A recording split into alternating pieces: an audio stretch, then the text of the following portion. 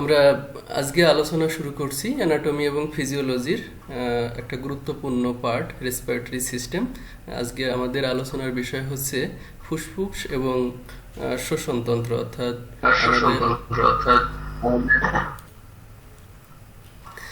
আমরা এখানে একটা ছবি দেখতে পাচ্ছি। সেই ছবিতে যেটা দেখা যাচ্ছে একটা ফুসফুস আছে, সেই সাথে আমাদের এর আগে আমরা আলোচনা করছি আমাদের ট্রাকিয়া, ব্রঙ্কাস, এই জিনিসগুলো এখানে দেখা যাচ্ছে। আমরা পরপর আগাবো, এখন শুধু একটা ফিগার দেখতে পাচ্ছি।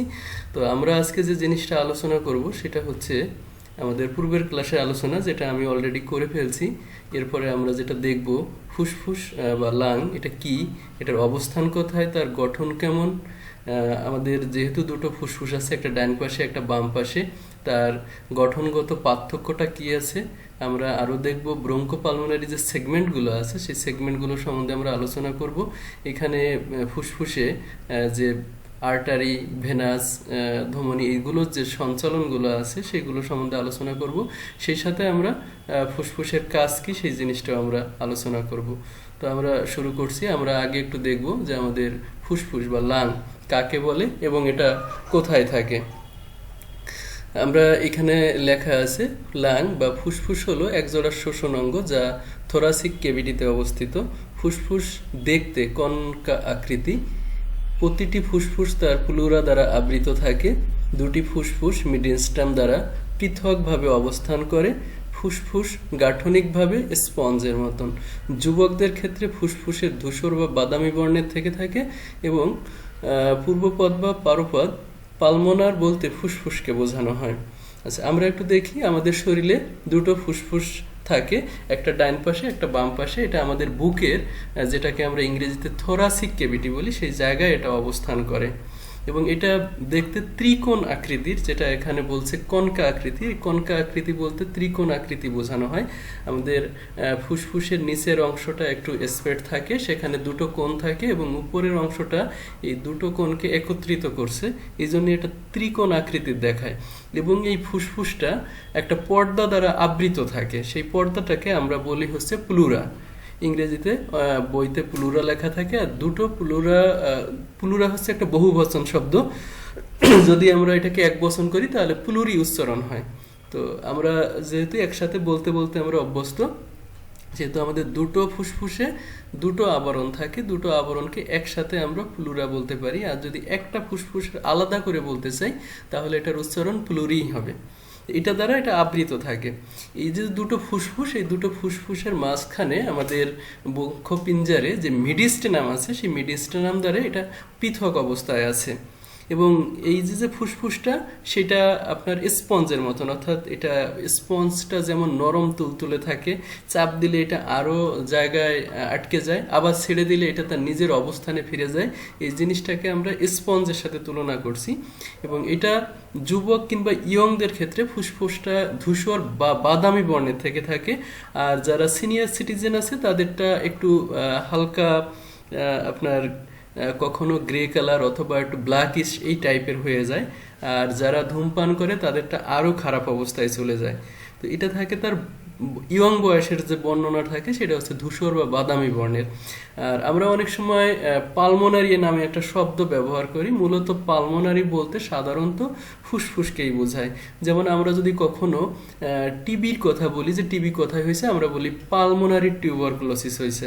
তাহলে এটা বলতে আমরা সাধারণত ফুসফুসের ভিতরে কোথাও টিবি হয়েছে এরকমটাই আমরা বুঝে থাকি। তো এই ক্ষেত্রে কোনো কোনো ক্ষেত্রে যেমন পালমোনারি টিউবারকুলোসিস, পালমোনারি নিউমোনিয়া কিংবা এরকম যে কোনো শব্দে যদি পালমোনারি শব্দটা উচ্চারণ হয় তাহলে আমরা সাধারণত এই জিনিসটাকে ফুসফুসে কোনো অবস্থান কিংবা রোগ কিংবা abnormal pathology, condition, anatomy, physiology, এরকম কিছু একটা আমরা বুঝতে পারি সেই অবস্থায়। এরপরে যে জিনিসটা লেখা আছে অবস্থান, অবস্থানটা সম্বন্ধে আমি অলরেডি বলে ফেলছি। তারপরেও এখানে আরেকটু দেখি যে আমাদের বক্ষপিঞ্জরে যে হাড়গুলো আছে, আমরা অলরেডি এটা আলোচনা করছি। আমাদের বক্ষপিঞ্জরে এক সাইডে 12টা করে রিবস আছে, ঠিক আছে? সেই 12টা রিবসের দেখা যাচ্ছে যে এর পিছনে আছে আমাদের ভার্টিব্রা।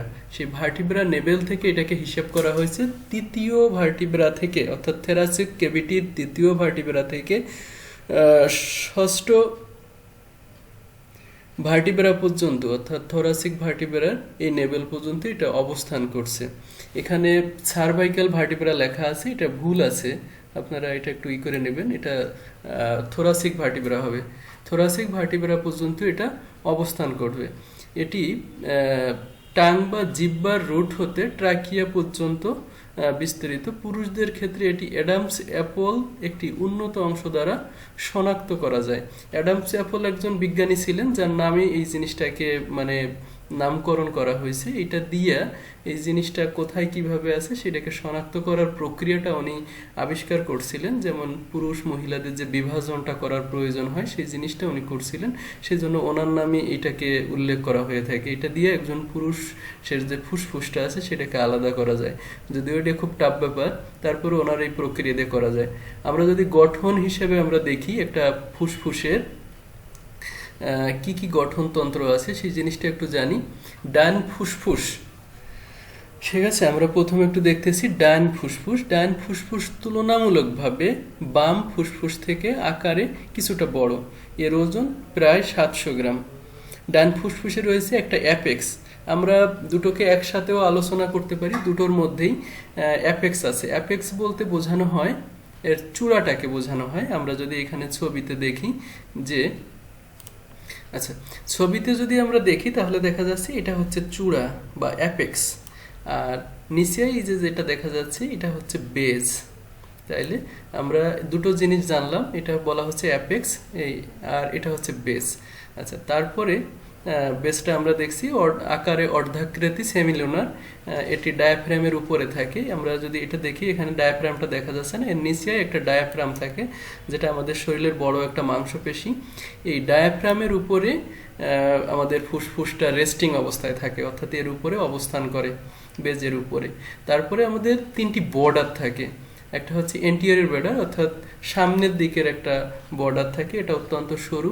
একটা পোস্টেরিয়র বর্ডার অর্থাৎ পিছনের দিকে একটা বর্ডার থাকে, আর একটা হচ্ছে ইনফেরিয়র বর্ডার যেটা নিচের দিকে একটা বর্ডার থাকে।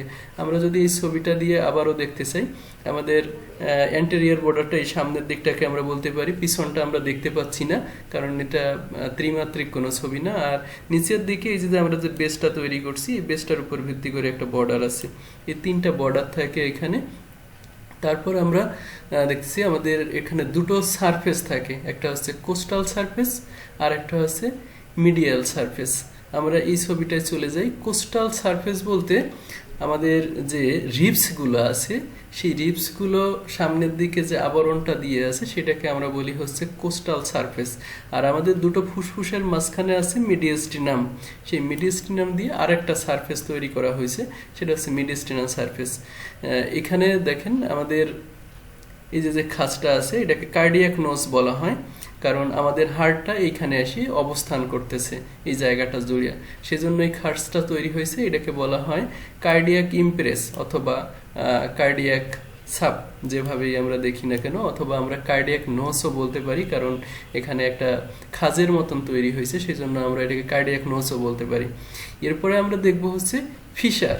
এখানে দুইটা ফিশার থাকে, একটা হচ্ছে অবলিক ফিশার আর একটা হচ্ছে ট্রান্সভার্স ফিশার। আমরা এই জিনিসটা একটু দেখব যে অবলিক ফিশার ট্রান্সভার্স ফিশার বলতে কি বোঝানো হয়। দেখেন এই যে একটা ফুসফুস, এটা আমাদের ডাইন পাশের ফুসফুস।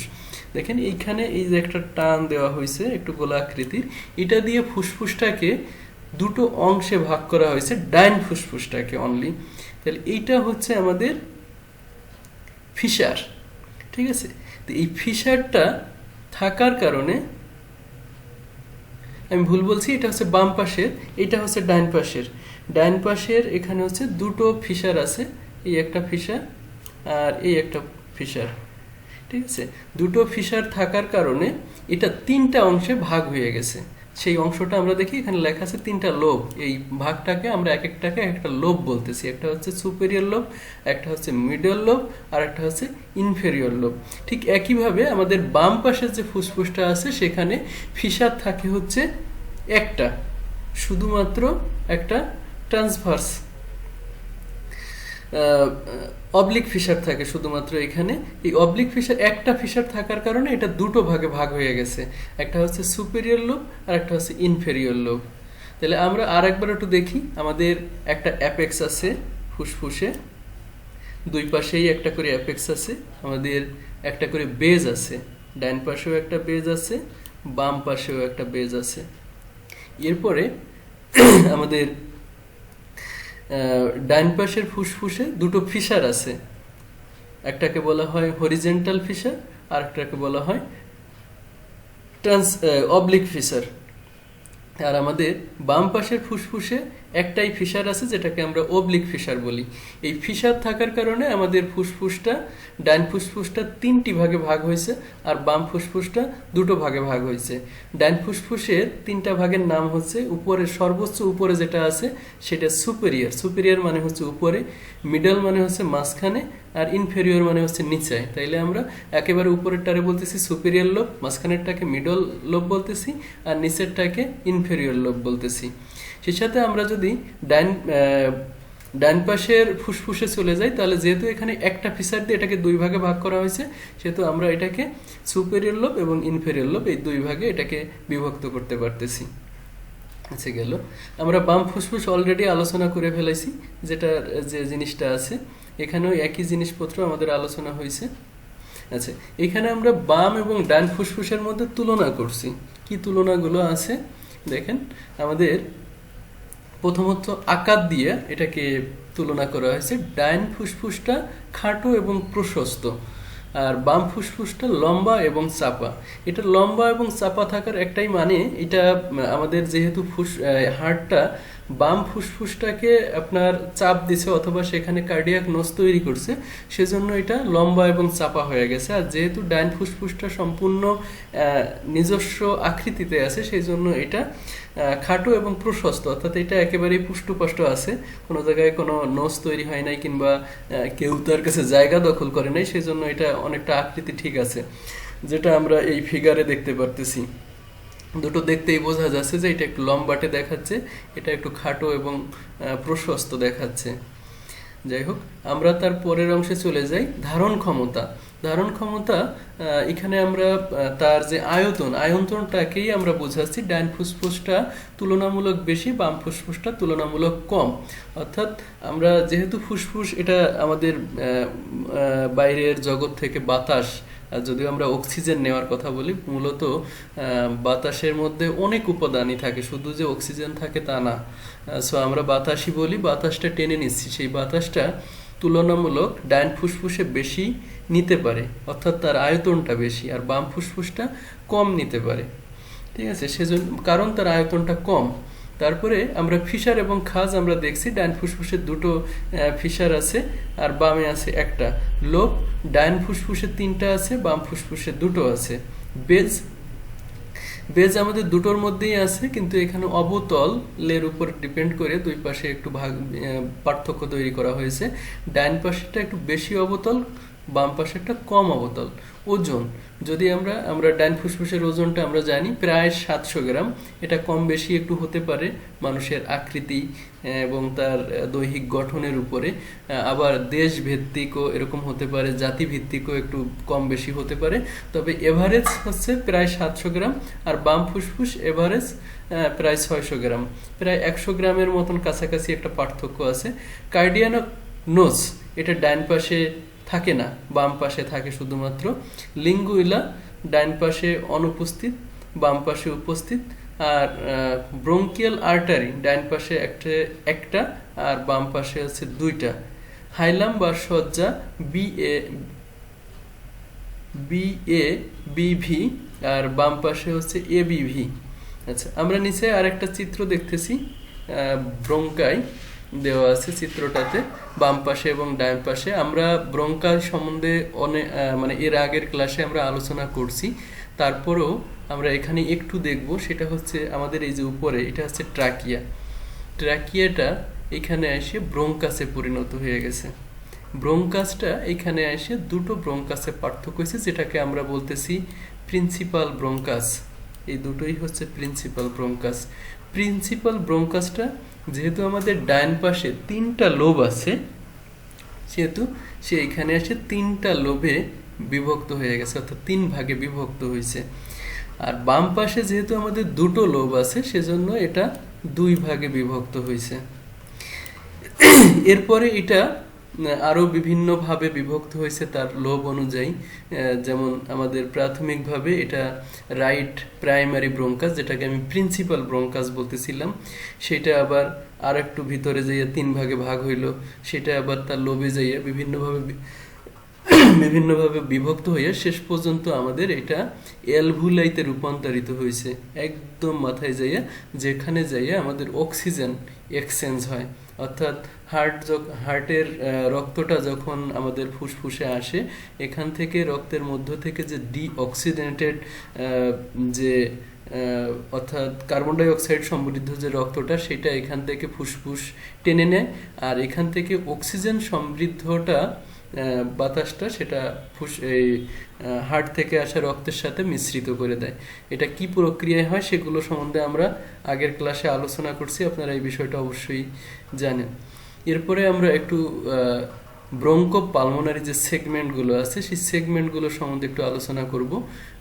সেগমেন্ট লোব এটা আমরা অলরেডি দেখে ফেলাইছি যে লোবগুলো কি আছে। সেই লোবের মধ্যে আরও পার্থক্য যেগুলো আছে, যেগুলো যাইয়া আমাদের যে ব্রঙ্কাসটা ওখানে যে আরও ক্ষুদ্রভাবে বিভক্ত হয়েছে, সেই জিনিসটাকে আছে আমরা সেগমেন্ট বলতেছি। সেই সেগমেন্টের নাম আছে কিছু, সেই নামগুলো আমরা দেখব। দেখেন, আমাদের প্রথম আছে সুপেরিয়র যে লোবটা আছে, অর্থাৎ সবার ঊর্ধ্বে যে লোবটা আছে, সেই লোবটা হচ্ছে এপিক্যাল, মানে সেগমেন্ট ওয়াইজ যে ভাগটা হয়েছে, প্রথম হয়েছে এপিক্যাল অর্থাৎ সবার আগে যেটা ভাগ হয়েছে, তারপরে অ্যান্টেরিয়র মানে সামনের দিকে, পোস্টেরিয়র মানে পিছন দিকে। ঠিক একইভাবে আমাদের বাম পাশের যে সুপিরিয়র লোবটা আছে, সেই লোবেও এপিক্যাল আছে, অ্যান্টেরিয়র পোস্টেরিয়র আছে, সেই সাথে এখানে সুপেরিয়র এবং ইনফেরিয়র মানে উপর দিকে এবং নিচের দিকে এই দুটো ভাগ বেশি আছে। যেহেতু আমাদের বাম ফুসফুসে আমাদের মিডিয়াল লোবটা নাই, সেহেতু এখানে এই বিভাজনটা এই কারণে একটু বেশি মাত্রায় চলে আসছে। মিডলের ডান ফুসফুসের মিডলে এটা হচ্ছে মিডিয়াল সেগমেন্টে ভাগ হয়েছে, আর হচ্ছে লেটারাল সেগমেন্টে ভাগ হয়েছে, যেহেতু আমাদের এটা এখানে নেই। আর ইনফেরিয়রে এপিক্যাল সেগমেন্টে ভাগ হয়েছে, মিডিয়াল ভেজালে ভাগ হয়েছে, অর্থাৎ মিডিয়াল ভেজাল সেগমেন্ট, অ্যান্টেরিয়র ভেজাল সেগমেন্ট, আর হচ্ছে ল্যাটারাল ভেজাল সেগমেন্ট, পোস্টেরিয়র ভেজাল সেগমেন্ট। একই জায়গায় ইনফেরিয়র লোবে বাম ফুসফুসের যে সেগমেন্টগুলো হয়েছে এপিক্যাল, মিডিয়াল, অ্যান্টেরিয়র, ল্যাটারাল এবং পোস্টেরিয়র, একই রকম বিভাজন। শুধুমাত্র এইখানে যেটা দেখা যায়, এখানে যেহেতু ডান ফুসফুসে মিডিল লোব আছে, যেখানে দুটো সেগমেন্ট বেশি হয়েছে, সেই দুটো এইখানে ফিল আপ হয়ে গেছে। মানে দুই পাশটা যদি আমরা এভারেজে হিসাব করি যে দুই পাশেই সব কিছুই আছে, কিন্তু এখানে বিভাজনটা বেশি হওয়ার কারণে এই জায়গাটা একটু পার্থক্য অর্থাৎ আলাদাভাবে এটাকে দেখানো হয়েছে। আমরা যদি আর্টারি বা ভেনাস ড্রেনেজ সম্বন্ধে আমরা দেখি, তাহলে আমরা যেটা দেখতে পাবো, অর্থাৎ ফুসফুসে রক্ত সঞ্চালন করতেছে কে, সেই জিনিসটা আমরা দেখব। এখানে ফুসফুসে রক্ত সঞ্চালন করছে হচ্ছে ব্রঙ্কিয়াল আর্টারি এবং ব্রঙ্কিয়াল ভেইন, যে রক্তটাকে ফুসফুস থেকে টেনে আবার হার্টে পৌঁছায় দিচ্ছে, এরকম একটা জিনিস। দেখা যাক, ব্রঙ্কিয়াল আর্টারির মাধ্যমে আমাদের ফুসফুসে রক্ত সরবরাহ হয়, আর এটা যখন ডিঅক্সিনেট হয়ে যায় তখন ব্রঙ্কিয়াল ভেইনের মাধ্যমে এটা আমাদের হার্টে আবারও ফিরে যায়, যেটাকে আমরা পালমোনারি ভেইন এবং পালমোনারি আর্টারি নামে আমরা চিনে থাকি। নার্ভ সাপ্লাই এখানে অটোনমিক নার্ভ দ্বারা এটা পরিচালিত হয়ে থাকে। এখানে সাধারণত দুই ধরনের নার্ভই থাকে, একটা হচ্ছে সিম্প্যাথেটিক নার্ভ আর একটা হচ্ছে প্যারাসিম্প্যাথেটিক নার্ভ। আমরা এই নার্ভ এখনো পড়ি নাই, সো এই কারণে এটা একটু বুঝতে অসুবিধা হতে পারে। আমি প্রথমত এই জিনিসটা যখন আমরা নার্ভ সম্বন্ধে আলোচনা করব, তখন এই নার্ভের যত সিস্টেমেটিক আছে সেইখানে আমরা আলোচনা করব। আপাতত আমরা শুধুমাত্র একটু বুঝে নিই যে আমাদের ফুসফুসে হচ্ছে অটোনমিক নার্ভ সরবরাহ হয়ে থাকে, যেটা পালমোনারি প্লেক্সাস থেকে আসছে, যেখানে দুই ধরনের নার্ভ থাকে, যেটা সিম্প্যাথেটিক এবং প্যারাসিম্প্যাথেটিক নার্ভের মাধ্যমে আমাদের ফুসফুসটা পরিচালিত হয়ে থাকে। এরপরে আমি ডায়াফ্রামের কথা বলছি, হয়তো এখানে আসছে, ডায়াফ্রামটা আমি আগে আলোচনা করি নেই। ডায়াফ্রামটাকে আপনার একটা মাংসপেশি, এটা সরাসরি যেটাকে আমরা বাংলায় মধ্যচ্ছদা নামে চিনে থাকি, কারণ এটা আমাদের যে বডি ট্রাঙ্ক যেটাকে আমরা বলি, অর্থাৎ গলা থেকে শুরু করে আমাদের কোমরের অংশ পর্যন্ত এই জায়গাটাকে আমরা ট্রাঙ্ক বলে থাকি। এই ট্রাঙ্কটাকে আমাদের ডায়াফ্রাম দুই ভাগে বিভক্ত করছে, যার ডায়াফ্রামের নিচের অংশকে আমরা অ্যাবডোমেন বলে থাকি আর উপরের অংশটাকে থোরাক্স বলে থাকি। সেইভাবে এটাকে দেখানো হয় এবং এই কারণেই এটাকে মধ্যচ্ছদা বলা হয়। ইংরেজিতে এটা ডায়াফ্রাম বলা হয়, যেহেতু আমাদের শরীরের সব থেকে বড় মাংসপেশি এইটা, এবং এটা বেশ বড় এবং পুরুও বটে। সেই কারণে এটা যখন আমরা ইংরেজিতে উচ্চারণ করি তখন এটাকে দি ডায়াফ্রাম বলা হয়, কিংবা দা ডায়াফ্রাম, যেভাবে ইংরেজি উচ্চারণ করেন দা ডায়াফ্রাম, এভাবে এটাকে উচ্চারণ করা হয় বা বলা হয়। তো আমরা একটু ডায়াফ্রামটাকে একটু দেখি। এই যে মাসেলটাকে আমরা দেখতে পাচ্ছি, এটা হচ্ছে আমাদের ডায়াফ্রাম মাসেলটা। এইখানে একটু বড় করে দেখানো হয়েছে এইখান দিয়ে, কারণ এই ডায়াফ্রামের মাঝখান দিয়ে আমাদের অনেকগুলো পথ, অর্থাৎ আমাদের শরীরের উপরের অংশ থেকে নিচের অংশতে কিছু নালী প্রবেশ করছে। সেটা আমি নালীগুলোর নাম বলবো। সেই নালীগুলোর পথটাকে এখান দিয়ে দেখানো হয়েছে। আমাদের দেখেন এখানে দেখানো হয়েছে ডায়াফ্রামের একেবারে নিচের অংশে থাকে হচ্ছে আমাদের জিপয়েড প্রসেস। জিপয়েড প্রসেসটা হচ্ছে আমাদের যে স্টানামটা আছে, স্টানামের একদম সর্বশেষ অংশ হচ্ছে জিপয়েড প্রসেস। তো এইখান দিয়ে আমাদের খাদ্য নালী নামছে।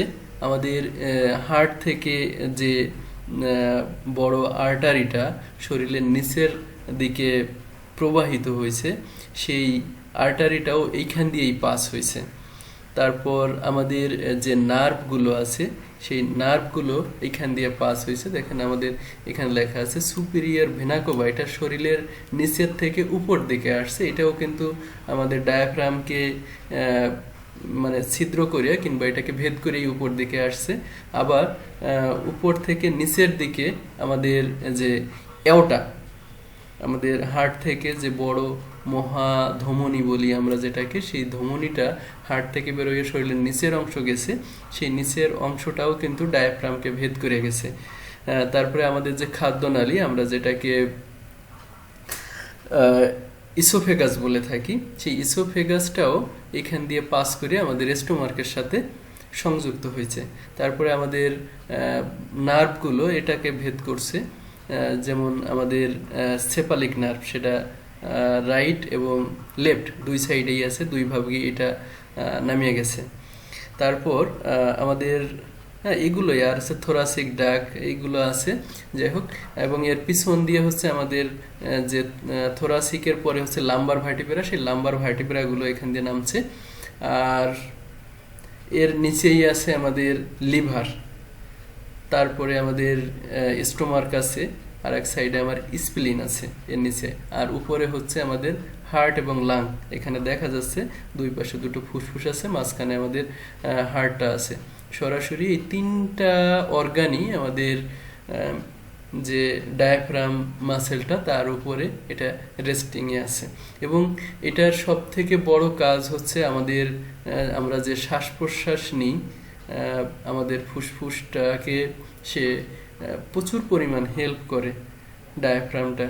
যদি ডায়াফ্রাম মাসেলটা কখনো প্যারালাইজড হয়ে যায় তাহলে আমাদের ফুসফুস নেওয়া অনেকের পক্ষে অনেক সময় সম্ভবই হয় না, কারণ এই মাসেলটা কন্টিনিউয়াসলি ফুসফুস যেরকম সবসময় আমাদের বাতাসটা নেয়, সেই একই সাথে আমাদের ডায়াফ্রামটা সে একবার রিল্যাক্স হয় আর একবার কন্ট্রাক্ট হয়। তো এই কারণে আমাদের নিঃশ্বাস নিতে খুবই সুবিধা হয়। অনেকেই এটা খেয়াল করতে পারেন, আমরা যখন নিঃশ্বাসটা গ্রহণ করি তখন দেখা যায় আমাদের পেটটা ফুলে ওঠে। এর কারণটা হচ্ছে তখন ডায়াফ্রাম মাসেলটা নিচের দিকে নেমে যায়, যে কারণে আমাদের পেট ফুলে ওঠে। আবার যখন আমরা নিঃশ্বাসটা ছেড়ে দিচ্ছি তখন পেটটা খালি হয়ে যাচ্ছে, তার কারণ ডায়াফ্রামটা তখন উপর দিকে উঠে আসে। যাই হোক, এরপরে আমরা প্লুরা নিয়ে কথা বলছিলাম। আমি প্রথমেই এখানে একটু চিত্রের মাধ্যমে এটা দেখানো হয়েছে। প্লুরা হচ্ছে আমাদের হার্টের যে ফুসফুসের যে কভার, সেই কভারটাকে আমরা হচ্ছে প্লুরা বলে থাকি। এখানে একদম আবরণটা ছবিতে খুব সুন্দর তুলে দেখায় দিছে, যে আবরণের ভিতরে আমাদের ফুসফুসটা দেখা যাচ্ছে। এই কভারিংটাকেই আমরা প্লুরা বলতেছি। এই প্লুরার অনেক গুরুত্ব আছে, যেটা আমাদের ফুসফুসকে বিভিন্ন ধরনের সাধারণ ইনফেকশন থেকে রক্ষা করে। আবার কখনো কখনো আমাদের এই জায়গাটায় অনেক সময় পানি জমে যায়, যেটাকে আমরা নিষ্কাশন করার সময় আমরা সাধারণত প্লুরাটাকেই ওপেন করে থাকি অনেক সময়। এভাবে তার একটা ফিজিওলজিক্যাল এবং অ্যানাটমিক্যাল বেশ একটা গুরুত্ব আছে। এরপরে আমরা একটু দেখব শোষণ ক্রিয়া, যেটাকে আমরা ইংরেজিতে রেসপাইরেশন বলে থাকি। আমরা সহজভাবে এটাকে বোঝার চেষ্টা করি যে আমরা যে পরিবেশ থেকে যে নিঃশ্বাসটা নিই এবং নিঃশ্বাসটা ছাড়ি, দুটো প্রক্রিয়া আমরা করে থাকি সাধারণভাবে। আমরা যদি এভাবে জানি যে আমরা পরিবেশ থেকে অক্সিজেন গ্রহণ করি, এই গ্রহণটাকে আমরা বলি হচ্ছে ইনস্পাইরেশন। যখন আমরা নিঃশ্বাসটাকে ছাড়ি সেটাকে বলা হয় এক্সপাইরেশন। এটা মেডিকেল টার্ম অনুযায়ী এই শব্দ দুটো ব্যবহার হয়। এই যে আমরা অক্সিজেন গ্রহণ করতেছি, কার্বন ডাই অক্সাইড ছাড়তেছি, এই যে আদান এবং প্রদান অর্থাৎ আমরা যে বিনিময় করতেছি, এটাকে বলা হয় রেসপাইরেশন। তো এটাকে বাংলায় বলা হয় শ্বাসক্রিয়া বা শোষণ ক্রিয়া, যেভাবেই বলেন আপনারা, শ্বাসক্রিয়া বা শোষণ ক্রিয়া, ইংরেজিতে বলা হয় রেসপাইরেশন। তাহলে আমরা আবার একটু বোঝার চেষ্টা করি। আমরা পরিবেশ থেকে যে অক্সিজেনটা গ্রহণ করছি সেটাকে বলা হয় ইনস্পাইরেশন, আর আমরা আমাদের বডি থেকে যে কার্বন ডাই অক্সাইডটা ছাড়তেছি সেটাকে বলা হয় এক্সপাইরেশন। এই যে পরিবেশের সাথে আমাদের শরীরের যে আদান প্রদান অর্থাৎ ফুসফুসের যে আদান প্রদান কিংবা বিনিময়, সেটাকেই আমরা শ্বাসক্রিয়া বা ইংরেজিতে রেসপাইরেশন বলে থাকি। তাহলে আমরা পরিবেশ থেকে, দেখেন আমি উপরেই বলতেছিলাম, শুধু যে আমরা অক্সিজেন গ্রহণ করি তা না, আমরা এর সাথে আরো অনেক কিছু গ্রহণ করি। সেই জিনিসটা আমরা এখানে একটু আলোচনা করতেছি যে আমরা যখন স্পাইরেশন অর্থাৎ বায়ু থেকে যে বাতাসটা গ্রহণ করি, যেটাকে আমরা সরাসরি অনেক সময় অক্সিজেনও বলে থাকি, যে অক্সিজেন গ্রহণ করি, আসলে তার মধ্যে কি কি থাকে সেটা একটু দেখার চেষ্টা করি। আমাদের প্রথমেই থাকে অক্সিজেন। অক্সিজেন থাকে 20 থেকে 96%, 100 ভাগের মধ্যে। কার্বন ডাই অক্সাইড যেটা আমরা ছাড়ি সাধারণত এই সময় বলে থাকি, কিন্তু এখানে দেখেন 0.04% আছে। সব থেকে বেশি পরিমাণে থাকে নাইট্রোজেন 69.02%, আর এর সাথে থাকে জলীয় বাষ্প 0.5%। এটা আমাদের বাতাসের মূল উপাদান এইগুলো। এছাড়াও আরও কিছু জিনিসপত্র থাকে যেটা আমি এখানে আনি নাই, যেমন আমাদের পরিবেশে অনেক ধুলাবালি থাকে, অনেক পোকামাকড় কিংবা মাইক্রো অর্গানিজম যেগুলো অণুজীব, যেটা বাতাসে ভাসমান অবস্থায় থাকে, সেগুলো আমাদের নিঃশ্বাসের সাথে আমাদের ফুসফুসে চলে যায়। যদিও এখানে যাওয়ার সময় বিভিন্ন জায়গায় এটাকে নিষ্কাশন করা হয়, যেমন আমাদের নাকের মধ্যে লোম আছে, সেটা এটাকে নিষ্কাশন করে, ধুলাবালি আটকায় রাখে। তারপর আমাদের যখন এটা ল্যারিংস, ফ্যারিংস এইসব জায়গায় অবস্থান করে, তখন এই যে খারাপ জিনিসগুলো, এগুলোকে ডিস্ট্রয় করার একটা প্রচেষ্টা চালানো হয়। এবং সর্বশেষ আমাদের ফুসফুসে যখন হার্টের রক্তের সাথে এটাকে বিনিময় হয়, তখন শুধুমাত্র অক্সিজেনের সাথেই বিনিময় হয়। অন্য সব কিছুকে এই এক্সচেঞ্জ হওয়ার আগে এটাকে লক করে দেয় আমাদের ফুসফুস। এখানে এই ধরনের প্রক্রিয়া আছে। আর প্রশ্বাসের সময় কি কি বের হয় আমাদের নিঃশ্বাসের সাথে, সেটাও একটু দেখি। এর সাথে অক্সিজেন, দেখেন আমাদের অক্সিজেন 20.96% আমাদের নাক দিয়ে প্রবেশ করছিল, কিন্তু বেরোনোর সময় এটা আবার 16% বের হয়ে যায়, অর্থাৎ মাত্র 4% অক্সিজেন আমাদের ইসের সাথে হার্ট থেকে যে রক্তটা আসে তার সাথে এর একটা বিনিময় ঘটে। আমাদের তখন কার্বন ডাই অক্সাইড বের হয়ে আসে মাত্র 4%। নাইট্রোজেন আমাদের গেছিল 79.02%, কিন্তু বেরোনোর সময় এটা আরেকটু যোগ করি, অর্থাৎ 79.6% এটা বের হয়ে যাচ্ছে। জলীয় বাষ্প হচ্ছে 6.2% বের হচ্ছে। তো এটা হচ্ছে আমরা যখন নিঃশ্বাসটা নিচ্ছি তার মধ্যে যেসব উপাদান থাকছে সেই উপাদানগুলো, আর যখন আমরা নিঃশ্বাসটা ছাড়তেছি তখন কী সব উপাদান বের হয়ে আসতেছে সেই জিনিসটা আমরা এখানে দেখতে পাইলাম। তারপরে আমরা একটু দেখব যে ফুসফুস আমাদের শরীরের খুব গুরুত্বপূর্ণ একটা অংশ, সেটা আমাদের জন্য কি কি কাজ করে থাকে সেটা একটু দেখি। সাধারণত এটা শোষণ সংক্রান্ত কাজটা নিয়ে আমরা আলোচনা করতেছি। এখানে এখানে হচ্ছে গ্যাসের আদান প্রদান। গ্যাসটা কি? গ্যাস হচ্ছে আমাদের অক্সিজেন এবং কার্বন ডাই অক্সাইড, এই গ্যাসের আদান প্রদান করতেছে। দেখেন এখানে লেখা আছে রক্তে অক্সিজেন যুক্তকরণ এবং কার্বন ডাই অক্সাইড নিষ্কাশন, এই গ্যাসটাকে এক্সচেঞ্জ করতেছে। শোষণ ব্যতীত আর কি কি কাজ করতেছে? নিষ্কাশন, ফুসফুস থেকে কিছু উদ্বায়ী পদার্থ যেমন অ্যামোনিয়া, কিটোন বডি ইত্যাদি দেহ থেকে বাইরে বের করে দিচ্ছে। কার্বন ডাই অক্সাইড নিষ্কাশন নিয়ন্ত্রণের মাধ্যমে অম্ল ও ক্ষারের সমতা রক্ষা করে।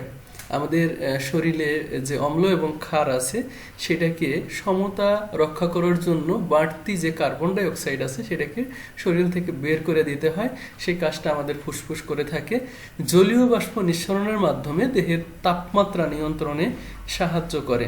এবার এই জলীয় বাষ্প যদি শরীর থেকে বের না হয় তাহলে আমাদের তাপমাত্রা যেরকম আছে সেটা নিচের দিকে নামার সম্ভাবনা থাকে অনেক সময়, সেটাকে নিয়ন্ত্রণ করতেছে আমাদের ফুসফুস। এছাড়া রক্ত সঞ্চালন নিয়ন্ত্রণ করে।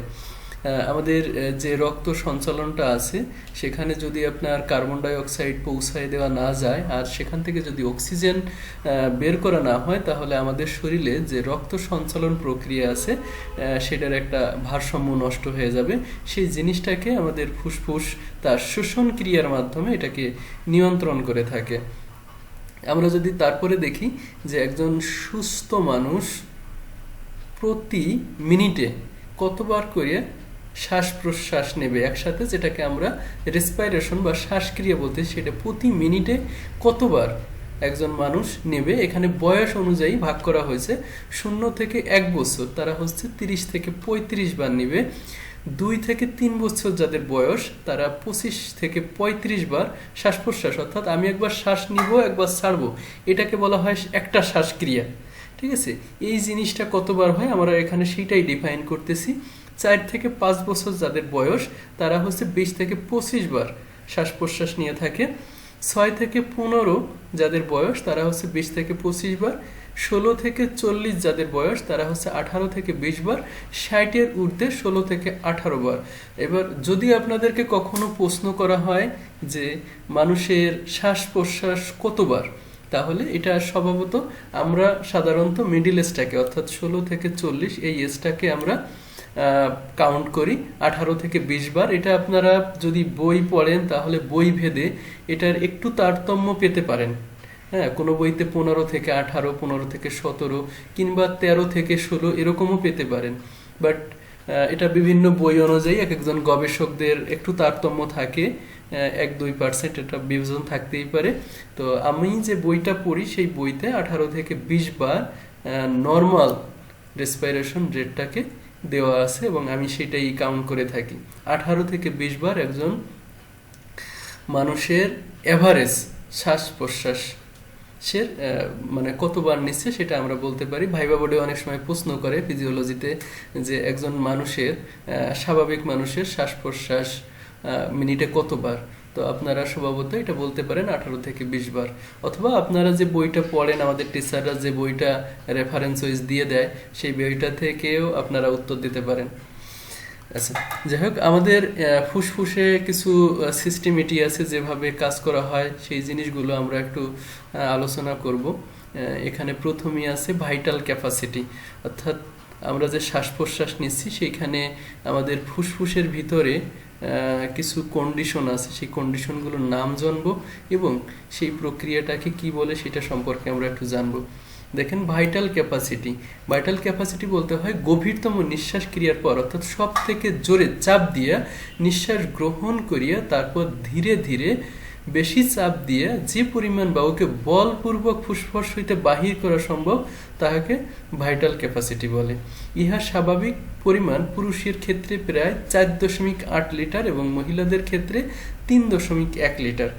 এই 4.8 লিটার এবং মহিলাদের ক্ষেত্রে 3.1 লিটার, এটা হচ্ছে আমাদের ফুসফুসের আয়তনের উপর নির্ভর করে। এই ভাইটাল ক্যাপাসিটি এটাও ম্যান টু ম্যান ভেরি করে, কারণ যিনি অনেক বড় স্বাস্থ্যের অধিকারী একজন মানুষ তার ভাইটাল ক্যাপাসিটি যা হবে, একজন অল্প স্বাস্থ্যের অধিকারী মানুষ সেরকম সে হবে না।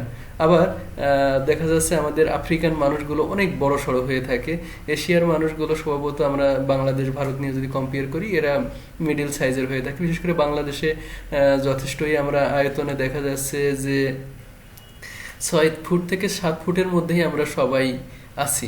তো এরকম একটা ক্ষেত্রে দেশ জাতি এটার উপরে ডিপেন্ড করে আমাদের এই ভাইটাল ক্যাপাসিটির পরিবর্তন হতে পারে। তবে আমরা যেহেতু এভারেজটা নিয়ে কথা বলি, সবসময় এই বিষয়টা মাথায় রাখবো। তাহলে ভাইটাল ক্যাপাসিটি হচ্ছে সব থেকে জোরে নিঃশ্বাস নিয়ে এবং সব থেকে বেশি জোরে যদি আমরা বায়ুটাকে বলপূর্বক বাইরে ছেড়ে দিই, তাহলে যে পরিমাণ বায়ু আমাদের ফুসফুস থেকে বের হয় তাকে আমরা ভাইটাল ক্যাপাসিটি বলি, যার পরিমাণ হচ্ছে পুরুষদের ক্ষেত্রে 4.8 লিটার এবং মহিলাদের ক্ষেত্রে 3.1 লিটার। এরপরে আছে টাইডাল এয়ার। টাইডাল এয়ার হচ্ছে স্বাভাবিক শ্বাস নিয়ে স্বাভাবিক শ্বাস ত্যাগ করিলে যে পরিমাণ বাতাস আমরা ত্যাগ করি তাকে টাইডাল এয়ার বলা থাকে। এর পরিমাণ প্রায় 500 সিসি। আপনারা অনেকেই হয়তো ইনজেকশন দেখছেন, এখানে সাধারণত সিসিতে এটা হিসেব করা হয় ইনজেকশনের পরিমাণটা। আমাদের এইখানেও এই বাতাসটাকে এইভাবে মানে হিসাব করা হয়েছে। তাহলে টাইডাল এয়ার বলতে আমরা স্বাভাবিকভাবে যে পরিমাণ বাতাস ফুসফুসে গ্রহণ করতে পারি এবং স্বাভাবিকভাবে যতটুকু ত্যাগ করি সেটাকেই বলি আমরা টাইডাল এয়ার, যার স্বাভাবিক পরিমাণ হচ্ছে 500 সিসি।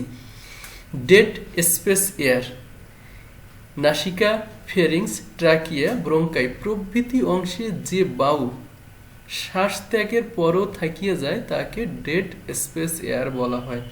এর পরিমাণ প্রায় 1000 সিসি, বিশাল একটা পরিমাণ। যাই হোক, আমরা এটা একটু বোঝা যায়। ডেড স্পেস এয়ার বলতে আমাদের যে জায়গাটা দিয়ে আমরা নিঃশ্বাস নিচ্ছি এবং ছাড়তেছি, যে অর্গানটার ভিতর দিয়ে, অর্থাৎ নাক থেকে ল্যারিংস, ফ্যারিংস, ট্রাকিয়া, ব্রঙ্কাই বিভিন্ন জায়গায় কিছু বায়ু আটকে থাকে যায় ওখানে, যেটা পুরোপুরি আমরা এটাকে অক্সিজেনে রূপান্তর করতে পারি না, আবার বেরও করতে পারি না। সেইটাকে আমরা বলি হচ্ছে ডেড স্পেস এয়ার, যার পরিমাণ প্রায় 1000 সিসি। আচ্ছা, এরপরে আছে কমপ্লিমেন্টারি এয়ার। স্বাভাবিক শ্বাস গ্রহণের পরেও যে অতিরিক্ত পরিমাণ বায়ু সব থেকে চাপ দিয়ে যে পরিমাণ বায়ু নিঃশ্বাসে গ্রহণ করা যায় তাকে কমপ্লিমেন্টারি এয়ার বলা হয়। ইহার পরিমাণ প্রায় 1500 সিসি। তাতে এখানে যেটা বলা হয়েছে, স্বাভাবিক শ্বাস গ্রহণ করার পরেও আমরা যদি একটু চাপ দিয়ে আরো শ্বাস গ্রহণ করি, তাহলে যে পরিমাণ বাতাস আমরা গ্রহণ করতে পারি তাকে কমপ্লিমেন্টারি এয়ার বলা হয়। মানে স্বাভাবিকভাবে আমরা শ্বাস নিচ্ছি, তারপরে আবার অতিরিক্ত চাপ দিয়ে যতটা নিচ্ছি সেটা হচ্ছে আমাদের কমপ্লিমেন্টারি এয়ার, যার পরিমাণ প্রায় 1500 সিসি। এরপরে আছে সাপ্লিমেন্টারি এয়ার। সাপ্লিমেন্টারি এয়ার হচ্ছে স্বাভাবিক শ্বাস ত্যাগের পরও জোরে জোরে শ্বাস ত্যাগ করিলে অতিরিক্ত যে বায়ু বের হয়ে যায় সেটাকে সাপ্লিমেন্টারি এয়ার বলে, যার পরিমাণ প্রায় 1500 সিসি। আমরা এটাকে কমপ্লিমেন্টারি এয়ারের বিপরীত ধরতে পারি, সাপ্লিমেন্টারি এয়ারটাকে। তারপরে হচ্ছে রেসিডুয়াল এয়ার। সব থেকে জোরে শ্বাস ত্যাগ করার পরও যে পরিমাণ বায়ু ফুসফুসে থেকে যায় তাকে রেসিডুয়াল এয়ার বলা হয়। অর্থাৎ আমরা খুব জোরে আমাদের ফুসফুস থেকে বাতাসটাকে বের করে দিলাম, তারপরেও যে পরিমাণ বাতাসটা আমাদের ফুসফুসে থেকে যাচ্ছে সেটা হচ্ছে আমাদের রেসিডুয়াল এয়ার। তারপরে আছে রিজার্ভ এয়ার। স্বাভাবিক শ্বাস ত্যাগ করার পরও যে পরিমাণ বায়ু ফুসফুসে থাকে তাকে রিজার্ভ এয়ার বলে। আমরা রেসিডুয়াল এয়ার হচ্ছে সব থেকে জোরে শ্বাস ত্যাগ করছিলাম, তারপরেও যেটুকুন থেকে গেছিল সেটা হচ্ছে 1500 সিসি। এবার যদি আমরা একটু স্বাভাবিকভাবে শ্বাস ত্যাগ করি তাহলে যে পরিমাণ বাতাস আমাদের ফুসফুসে থেকে যায় সেটা হচ্ছে রিজার্ভ এয়ার, যেটা পরিমাণ প্রায় 2500 সিসি। এরপরে আমাদের কিছু প্যাথোলজিক্যাল টার্ম আছে এখানে, সেটা হচ্ছে অ্যানোরেক্সিয়া। যদি শ্বাস প্রশ্বাসের বিভিন্ন অসুবিধার জন্য যদি টিস্যুতে অক্সিজেনের অভাব থাকে বা পর্যাপ্ত অক্সিজেন যদি সেখানে যেতে না পারে যতটা তার চাহিদা আছে, তাহলে সেই ক্ষেত্রটাকে আমরা বলি হচ্ছে অ্যানোরেক্সিয়া। অর্থাৎ ডিমান্ডের তুলনায় সাপ্লাই যদি কম হয়, এখানে অক্সিজেনের কথা বলা হয়েছে, অক্সিজেন আমার টিস্যুতে যতটা পরিমাণ প্রয়োজন সেই পরিমাণ আমার টিস্যুতে পৌঁছাচ্ছে না, যদি এরকম হয় তাহলে আমরা সেটাকে অ্যানোরেক্সিয়া বলি। তারপরে হচ্ছে ডিসপেপসিয়া, এগুলো কিন্তু ইংরেজি শব্দ, আপনারা পারলে একটু ডিকশনারি দেখে নেবেন।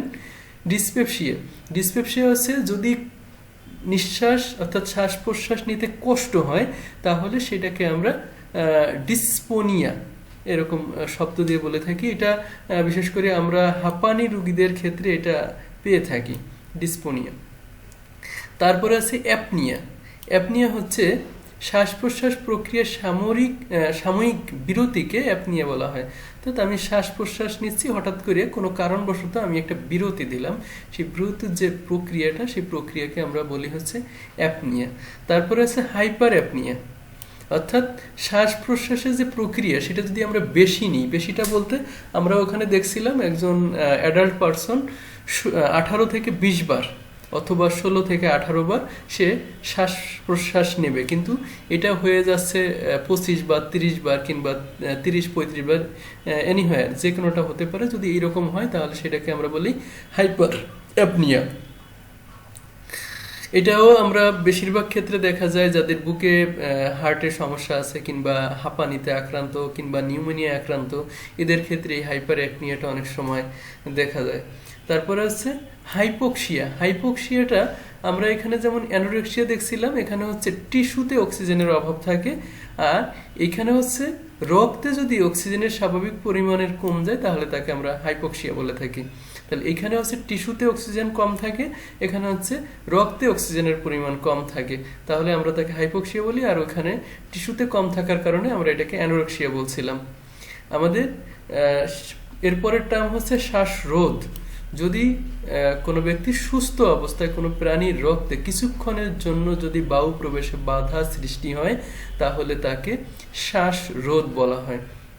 কিছুক্ষণের জন্য, যে কোনো কারণে হোক না কেন, কিছুক্ষণের জন্য যদি বায়ু প্রবেশে বাধা সৃষ্টি হয় তাহলে তাকে শ্বাসরোধ বলে। আপনারা এই টার্মটা যদি ফরেনসিক মেডিসিন পড়েন তাহলে এই টার্মটা ওখানে পাবেন, কারণ একজন ব্যক্তি শ্বাসরোধে মারা গেছে নাকি ওনাকে মানে নিজে শ্বাসরোধ করছিল নাকি অন্য কেউ করছিল, এই ক্ষেত্রটা ফরেনসিক মেডিসিনে খোঁজা হয়, সেই কারণে এই শব্দটা আমাদের পড়তে হয় যে শ্বাসরোধ আমরা কাকে বলবো। তারপরে হচ্ছে কৃত্রিম শ্বাসক্রিয়া। কৃত্রিম শ্বাসক্রিয়া যদি কোনো ব্যক্তি স্বাভাবিকভাবে নিঃশ্বাস নিতে না পারে তাহলে তাকে কৃত্রিমভাবে অক্সিজেন দেওয়ার ব্যবস্থা করানো হয়, সেটাকেই বলি আমরা কৃত্রিম শ্বাসক্রিয়া, যেটাকে আমরা অক্সিজেন সিলিন্ডারের মাধ্যমে একজন ব্যক্তিকে নিঃশ্বাস নেওয়াই আমরা ভেন্টিলেশনের মাধ্যমে, সেই জিনিসটাকে এখানে বোঝানো হয়েছে। আমাদের ক্লাস এই পর্যন্তই ছিল। আমি আরেকবার একটু এটাকে রিপিট করব।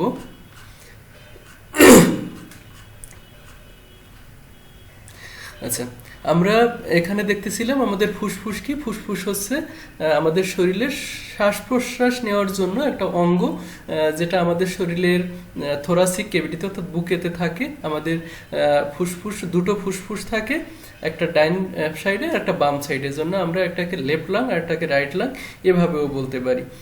এবং এই লেফট এবং রাইটকে মাঝখানে একটা জিনিস আছে যেটা দিয়ে এটা ভাগ হয়েছে, যার নাম হচ্ছে মিডিয়াস্টিনাম। এই মিডিয়াস্টিনামটা আমাদের বুকের বাইরে যে স্টানামটা আছে, স্টানামটার পিছনে থাকে হচ্ছে মিডিয়াস্টিনাম।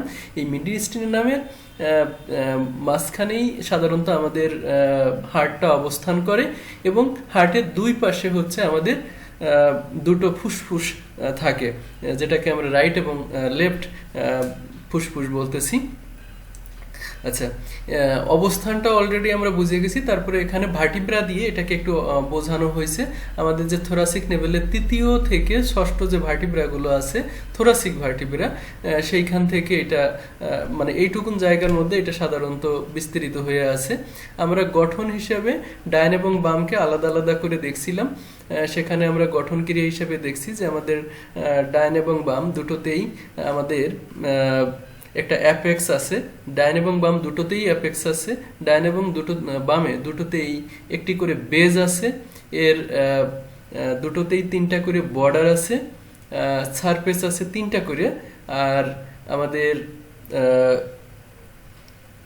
রাইট লাঙে দুটো ফিশার আছে, একটা অবলিক ফিশার আর একটা ট্রান্সভার্স ফিশার। আর বাম ফুসফুসে অর্থাৎ লেফট ফুসফুসে আমাদের একটাই ফিশার আছে, সেটা হচ্ছে অবলিক ফিশার। আর আমাদের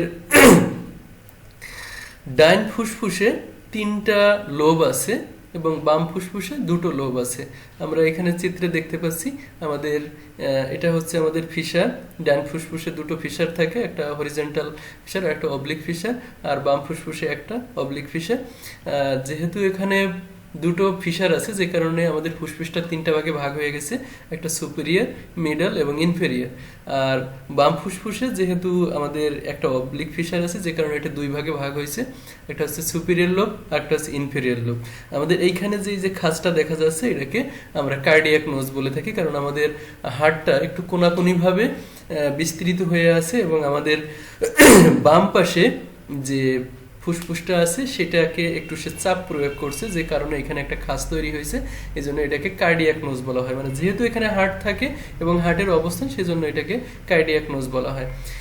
তো আমরা আর একটু দেখবো আমাদের এই ফুসফুসটা, আমাদের একটা মধ্যচ্ছদা নামে একটা মাসেল আছে, যেটাকে আমরা ইংরেজিতে দ্য ডায়াফ্রাম বলে থাকি। সেই ডায়াফ্রামের উপরে এটা রেস্টিং অবস্থায় থাকে।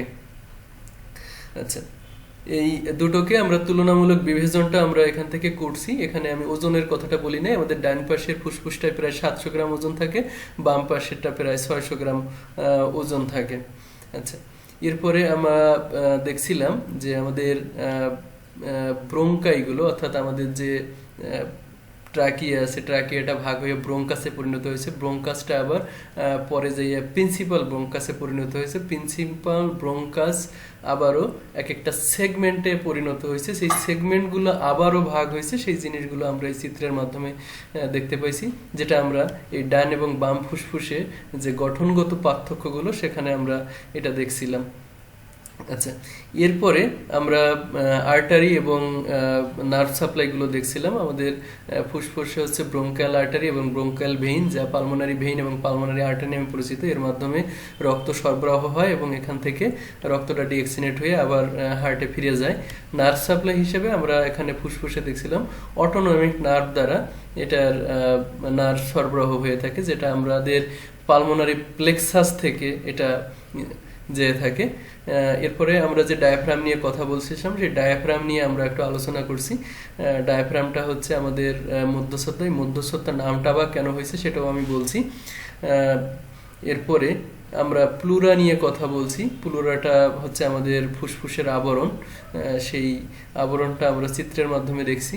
এরপরে শ্বাসক্রিয়া বা রেসপাইরেশন কাকে বলে সেটা সম্বন্ধে আমরা জানছি আমরা যে নিঃশ্বাসটা নিই এবং নিঃশ্বাসটা ছাড়ি, সেখানে কি কি উপাদান থাকে। অর্থাৎ আমরা যে বাতাসটা নিঃশ্বাসের মাধ্যমে গ্রহণ করি, সেই বাতাসের মধ্যে oxygen, carbon die oxide, nitrogen, জলীয় বাষ্প, এর মধ্যে কি কি উপাদান, কি পরিমাণ থাকে, সেটা সম্বন্ধে আমরা এখানে আলোচনা করছি। আমরা ফুসফুসের কাজ কি সেটা আমরা এখানে দেখছি। আমরা দেখছি বয়স অনুযায়ী শ্বাস প্রশ্বাস প্রক্রিয়াটা কেমন আছে, সেই জিনিসটা আমরা এখানে দেখছি। তারপরে আমরা ফুসফুসের বিভিন্ন ক্যাপাসিটি সম্বন্ধে, অর্থাৎ ফুসফুসের ধারণ ক্ষমতার উপর ভিত্তি করে যে ক্যাপাসিটিগুলো আছে, সেই জিনিসগুলো আমরা আলোচনা করছি। এখানে আছে vital capacity, tidal air, dead space air, complementary air, supplementary air, residual air, reserve air. এরপরে আমরা কিছু প্যাথোলজিক্যাল কন্ডিশন নিয়ে আলোচনা করছি এখানে, যেমন এখানে আছে অ্যানরেক্সিয়া, ডিসপোনিয়া, অ্যাপনিয়া, হাইপারেক্সিয়া, হাইপোক্সিয়া, শ্বাসরোধ এবং কৃত্রিম শ্বাসক্রিয়া, এই সম্বন্ধে আমরা আলোচনা করছি। তো এই ছিল মোটামুটি আজকে আমাদের ফুসফুসের যে আমাদের সর্বশেষ অংশ এবং গুরুত্বপূর্ণ অংশ, যেটার মাধ্যমে আমরা রেসপিরেশন যে সিস্টেমটা আছে সেটাকে আমরা আজকে ক্লোজ করার দিকে যাচ্ছি। তো আপনাদের যদি এই বিষয়ে কোনো জিজ্ঞাসা থাকে তা আপনারা করতে পারেন। ধন্যবাদ সবাইকে।